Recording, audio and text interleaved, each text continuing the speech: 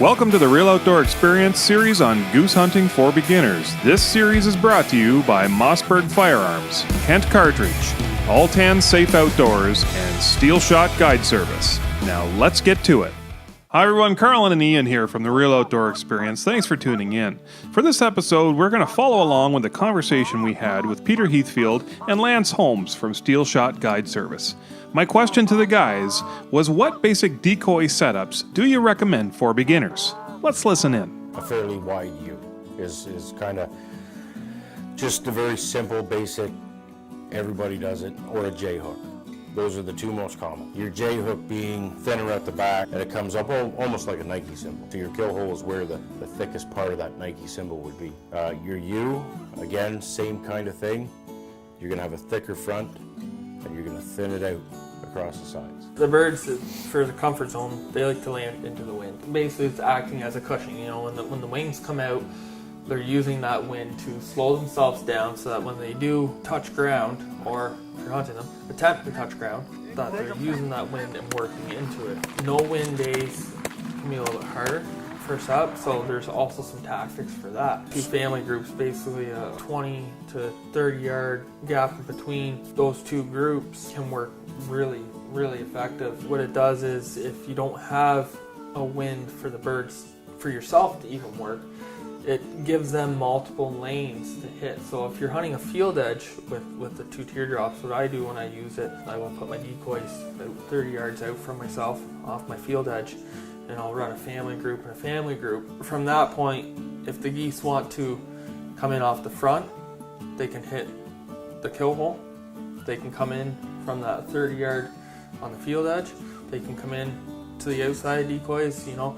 I've seen it multiple times where a pair will hit here and then a group of three will come behind them and they'll land right in the decoys of the family group, but you still know that I'm only 30 yards out. You know, I'm within comfortable range. God, it's effective for no wind days. It's very effective.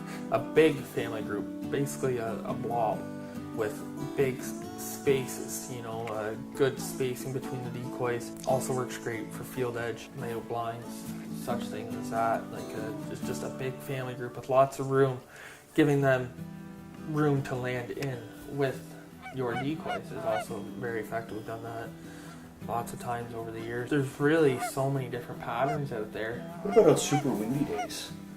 I know grouse hunting is almost impossible on a really windy day.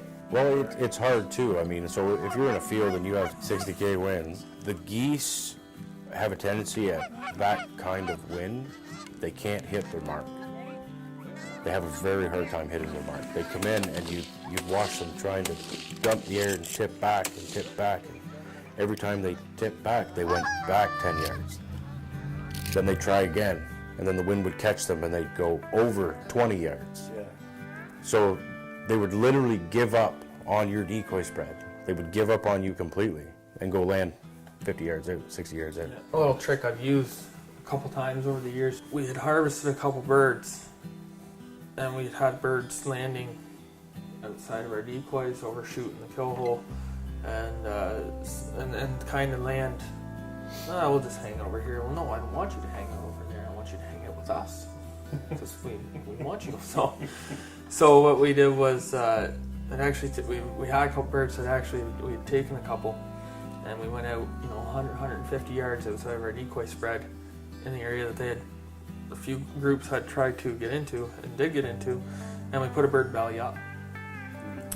Went another 100 yards from that belly up bird, and put another one belly up. Done it before we see them, and oh my God, there's a dead goose there, and they'll get down and they'll pick back up. They won't land in the area. And sometimes when you have those problems happen, it can actually give you a second chance to get them to commit to your spread or to your decoy layout. As funny as it sounds, you can have some of the best decoys, some of the best calling, but you're still never a real goose, and it only takes that one real goose. Mm-hmm. If he wants to be Stan, he can hurt you. And we talk about Stan, and I see Peter's upset face. Stan. So Stan was a bird that Peter had dealt with. You tell the story. Stan was a bird Peter dealt with. Yeah, I don't like Stan, but he was a bird that was actually left over from a group of birds that were shot.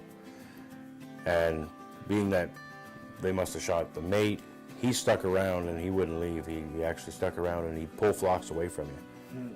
So yeah, stands the devil. You're dealing with as real as it can get. You're dealing with a real bird, and like you've seen that this morning. The one group of 6 it might be okay for a minute, then you turn around, you have a group of 8 follow into them. Even after giving us a swing and looking at us, once they get talking and walking and doing what geese do, they will win. And sometimes, I mean, you can beat a live bird, if under the right circumstance, but a live bird can beat you. Well, it's like turkeys, with the decoys versus a live hen. Live hen's going to pull the tom every single time. Well, that's it for this one. Don't forget to tune in to episode 8 where the guys from Steel Shot Guide Service will run us through some basic goose calls for beginners. Take the time to get your kids outdoors and always keep it real. Thanks and take care for now, folks.